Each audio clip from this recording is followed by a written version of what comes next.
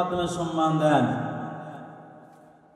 নবী করিম সাল্লাল্লাহু আলাইহি ওয়াসাল্লামের একজন সাহাবী ছিলেন বারা ইবনে আযিব রাদিয়াল্লাহু তাআলা আনহু। তিনি বলেন, আমরা একবার বিশ্বনবী সাল্লাল্লাহু আলাইহি ওয়াসাল্লামের সঙ্গে একজন আনসারী জানাজা নিয়ে কবরস্থানে গেলাম। গিয়ে দেখি এখনো কবর খনন করা হয়নি। নবী করিম সাল্লাল্লাহু আলাইহি ওয়াসাল্লাম সেখানে বসে পড়লেন, আমরাও বসে পড়লাম। নবী করিম সাল্লাল্লাহু আলাইহি ওয়াসাল্লাম একটা লাঠি হাতে নিয়ে মাটিতে আঁকাচ্ছিলেন। আঁকাতে আঁকাতে হঠাৎ করে মাথা উপরের দিকে উঠিয়ে নবী করিম সাল্লাল্লাহু আলাইহি ওয়াসাল্লাম আমাদেরকে বললেন, আমার সাহাবীরা শোনো শোনো, ইস্তাঈযু বিল্লাহি মিন আযাবিল কবর। নবী করিম সাল্লাল্লাহু আলাইহি ওয়াসাল্লাম বলেন, আমার সাহাবীরা শোনো শোনো, তোমরা বেশি বেশি রব্বে কারীমের কাছে কবরের আযাব থেকে মুক্তি চাও। কারণ এই কবরটা হচ্ছে কারো জন্য জান্নাত, আবার কারো জন্য জাহান্নামের একটি গর্ত। কথা বলেন ঠিক কিনা? এজন্য সেই কবরে যাওয়ার আগে আমাদেরকে দুনিয়া থেকে ভালো কাজ করতে হবে। কথা বলেন ঠিক কিনা? আর একটু আওয়াজ করতে হবে, বলেন ঠিক কিনা? এজন্য আসুন আমাদের জীবনের শেষ নিঃশ্বাস ত্যাগ হওয়ার আগে আমরা কবরে যাওয়ার জন্য প্রস্তুতি নিয়ে নেই। কিন্তু কি নিয়ে প্রস্তুতি নেব, এটা আমাদের আগে থেকে সিদ্ধান্ত নেওয়ার দরকার আছে কি নাই? এজন্য নবী করিম সাল্লাল্লাহু আলাইহি ওয়াসাল্লাম বলেন, যখন মুমিন বান্দা বান্দির যখন মৃত্যুর সময় হয়ে যায়, তখন আসমান থেকে একদল ফেরেশতা আসে। তাদের চেহারা খুব সুন্দর থাকে, সূর্যের আলোর ন্যায় ঝলঝল মল করতে থাকে তাদের চেহারাটা। তাদের হাতে থাকে জান্নাতের কাফন, সঙ্গে থাকে শুকরান। নবী করিম সাল্লাল্লাহু আলাইহি ওয়াসাল্লাম বলেন, মুমূর্ষ ব্যক্তির চোখের দৃষ্টি যত দূর পর্যন্ত যায়, ওই সমস্ত ফেরেশতারা তারা দুপাশ দিয়ে বসে পড়ে। বলেন না সুবহানাল্লাহ? আর একটা আওয়াজ করে বলুন না সুবহানাল্লাহ? যখন ফেরেশতারা এই মুমূর্ষ ব্যক্তির দৃষ্টি যত দূর যায়, এভাবে তারা বসে থাকে। এরপরে মালাকুল মাউত তার শিয়রে বসে এসে বলে, ও পবিত্র আত্মা, আল্লাহ তাআলার সন্তুষ্টি, আল্লাহ তাআলার রাজি খুশিতে তুমি ভিতর থেকে বের হয়ে আসো। বলেন আল্লাহু আকবার। মালাকুল মাউতের এই কথা শোনার পরে মুমিন বান্দা বান্দির রূহটা ভিতর থেকে সুন্দর করে মালাকুল মাউতের হাতে চলে আসে। মালাকুল মাউতের হাতে আসার পরে যে সমস্ত ফেরেশতারা মুমূর্ষ ব্যক্তির চোখের দৃষ্টি যত দূর যায় তারা বসেছিল, তারা ওই মালাকুল মাউতের হাত থেকে ওই রূহটা নিয়ে জান্নাত থেকে যে কাপড় এনেছিল, সেই কাপড় দিয়ে জড়িয়ে তারা আসমানের দিকে উঠতে থাকে। বলেন না সুবহানাল্লাহ? আর একটা আওয়াজ করে বলুন না সুবহানাল্লাহ? এবার ফেরেশতারা যখন মুমিন বান্দা বান্দার রূহটা নিয়ে আসমানের দিকে ওঠে, যখন প্রথম আসমানে যায়, তখন প্রথম আসমানে ফেরেশতারা বলে, ইনি কে? তখন ওই সমস্ত ফেরেশতারা বলে, ওই ব্যক্তির দুনিয়াতে যে সুন্দর সুন্দর নাম ছিল, ওই নামটা তারা উল্লেখ করে বলে, এটা অমুকের ছেলে অমুক। এরপরে তাদের জন্য দরজা খুলে দেওয়া হয়। প্রথম আসমানে যে সকল ফেরেশতা ছিল, ওই সমস্ত ফেরেশতারা দ্বিতীয় আসমান পর্যন্ত তাদেরকে পৌঁছে দিয়ে আসে। এভাবে এক আসমান, দুই আসমান, তিন আসমান, সপ্তম আসমান পর্যন্ত তারা চলে যায়। রব্বে কারীম এবার ডাক দিয়ে বলে, ও আমার ফেরেশতারা শোনো শোনো, আমার এই মুমিন বান্দার রূহটা তোমরা ইল্লিনে লিপিবদ্ধ করে রেখে দাও। তার নামটা, আমার এই মুমিন বান্দার নামটা তোমরা ইল্লিনে লিখে দাও। আর আমার এই বান্দার রূহটা তোমরা আবার দুনিয়াতে আবার তার রূহের শরীরের মধ্যে ফিরিয়ে দাও। এবার যখন রব্বে কারীমের কথা তারা শুনে আবার দুনিয়ার দিকে আগমন করে, এই কথা বলার কারণ এটাই হচ্ছে, আল্লাহ তাআলা বলেন, মিনহা খলাকনাকুম ওয়া ফিহা নুঈদুকুম ওয়া মিনহা নুখরিজুকুম তারাতান উখরা। বলেন আল্লাহু আকবার। আর একটু আওয়াজ করে বলুন না আল্লাহু আকবার। আল্লাহ তাআলা বলেন, ও মুমিন বান্দা বান্দীরা শোনো শোনো, আমি তোমাদেরকে মাটি থেকে সৃষ্টি করেছি, আবার তোমাদেরকে সেই মাটির মধ্যে রেখে দেব, আবার সেই মাটির মধ্যে থেকে আমি আল্লাহ তাআলা তোমাদেরকে হাসরের ময়দানে হিসাব নিকাশ করার জন্য আবার ডাক দেব। রব্বে কারীম বললেন, আমার বিশ্বাসী বান্দা বান্দীরা শোনো শোনো, আমি তোমাদেরকে মাটি দিয়ে সৃষ্টি করেছি, আমি আল্লাহ তাআলা আবার তোমাদেরকে এই মাটির মধ্যে রেখে দেব, আবার এই মাটির মধ্যে থেকে আমি আল্লাহ তাআলা সে বিচারের দিন তোমাদের হিসাব নিকাশ করার জন্য আমি আল্লাহ তাআলা আবার তোমাদেরকে ওখান থেকে উঠাবো। এজন্য আল্লাহ তাআলা বললেন, আমার ফেরেশতারা শোনো শোনো, আমার এই মুমিন বান্দা বান্দার রূহটা তোমরা তার শরীরের মধ্যে ঢুকে দাও। আল্লাহ তাআলার এই কথা অনুযায়ী আবার ফেরেশতারা তার রূহটাকে আবার তার শরীরের মধ্যে আবার প্রবেশ করিয়ে দেয়। বলেন আল্লাহু আকবার। এবার যখন ফেরেশতারা তার রূহটাকে তার শরীরের মধ্যে প্রবেশ করিয়ে দেয়, এবার সওয়াল জবাব করার জন্য দুজন ফেরেশতা কবরের মধ্যে চলে আসে। আসার পরে মুমিন বান্দা বান্দীকে তিনটা প্রশ্ন করবেন। কয়টা? একটু আওয়াজ করে বলুন না, কয়টা? তিনটা প্রশ্ন করবেন। নাম্বার 1, মার রব্বুক, তোমার রবকে।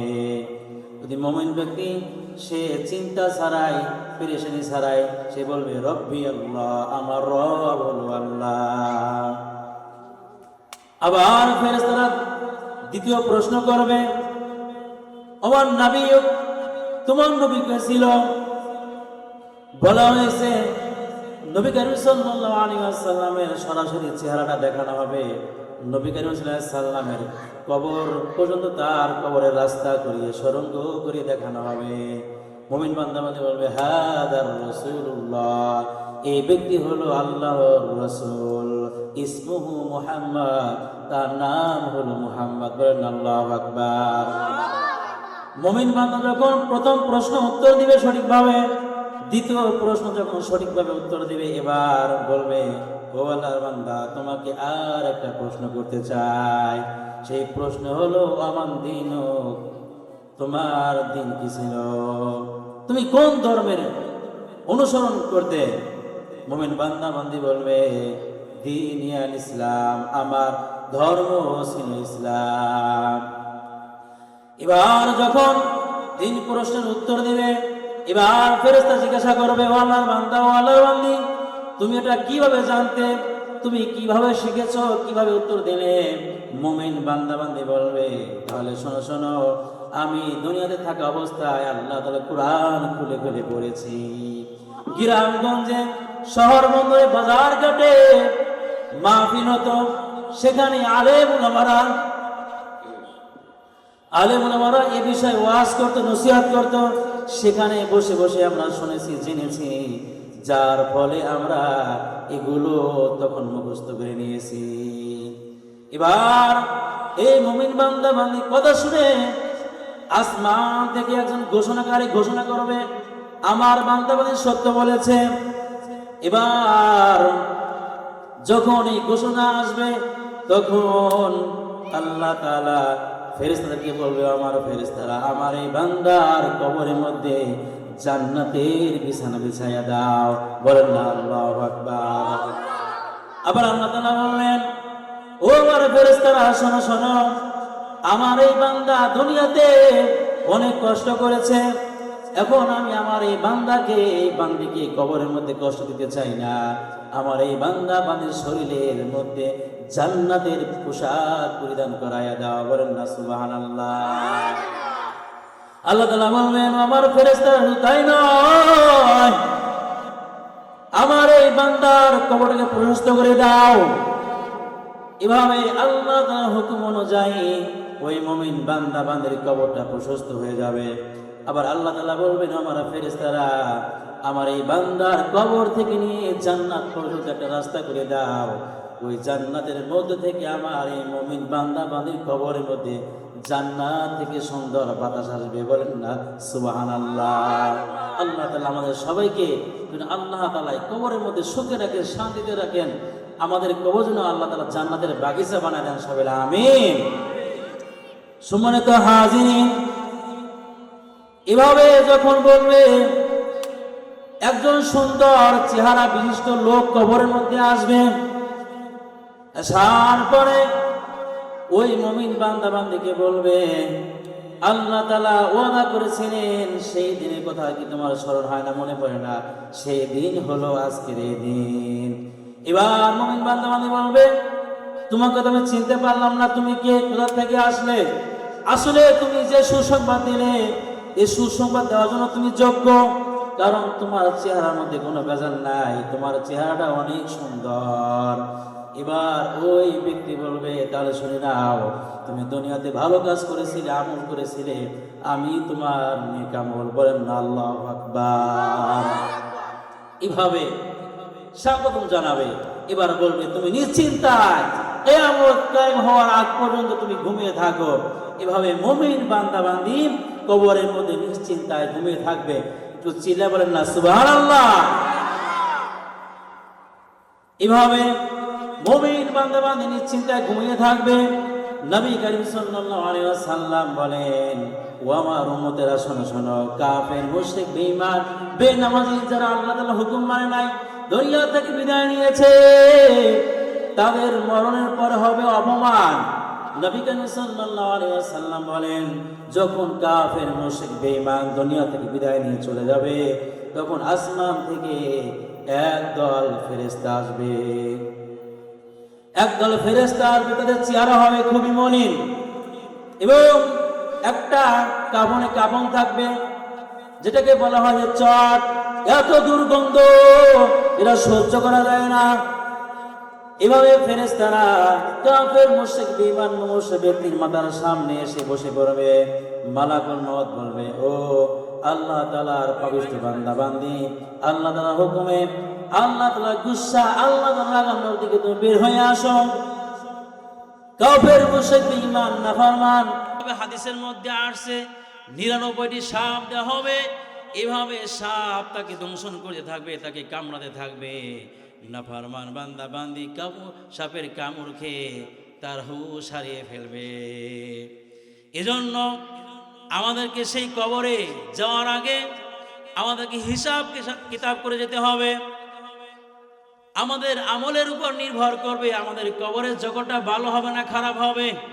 এই জন্য আমাদের সবাইকে ওই কবরে যাওয়ার আগে দুনিয়া থেকে ভালো কাজ করার দরকার আছে কি নাই? আল্লাহ তাআলা আমাদের সবাইকে ওই দুনিয়া থেকে যাওয়ার আগে, দুনিয়া থেকে বিদায় নেওয়ার আগে ওই কবরে ভালো আমল করে যাওয়ার তৌফিক দান করুন। সবাই বলি আমিন, আর জোরে বলুন আমিন। সম্মানিত হাজিরিন, এজন্য আসুন আমরা আজকে জান্নাতি বাগানের মধ্যে আমরা বসে যাই। এখান থেকে বক্তারা সুন্দর সুন্দর আলোচনা করবেন।